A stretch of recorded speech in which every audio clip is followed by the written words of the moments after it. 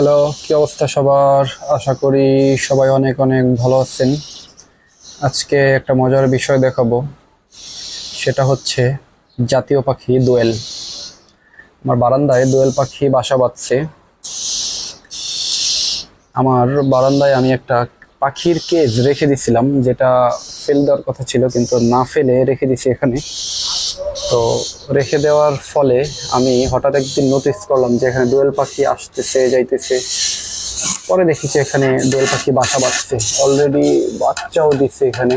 এই যে কেজের ভিতরে দুইটা বাচ্চা, মাশাআল্লাহ সুন্দর, আর কিছুদিনের মধ্যে উড়ে চলে যাবে। আমি এগুলাকে কখনো বিরক্ত করি না, ওরা ওদের মতো থাকে। এই যে মা পাখিটা ওই যে ওখানে বসে আছে, খুব সাউন্ড করতেছে, মনে হয় যে বাচ্চা নিয়ে যাব।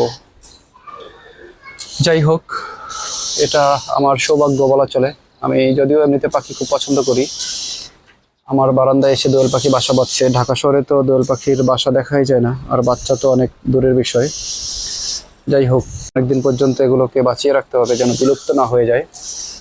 তো এই জন্য আমি সবসময় চেষ্টা করি যে বিরক্ত না করার, যেন ওরা এখানে আসতে পারে, নিরাপদে থাকতে পারে।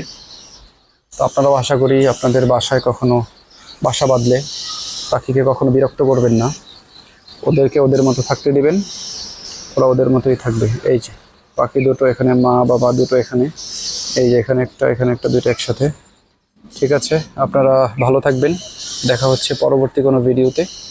সেই পর্যন্ত সবাই ভালো থাকবেন, সুস্থ থাকবেন। আল্লাহ হাফেজ।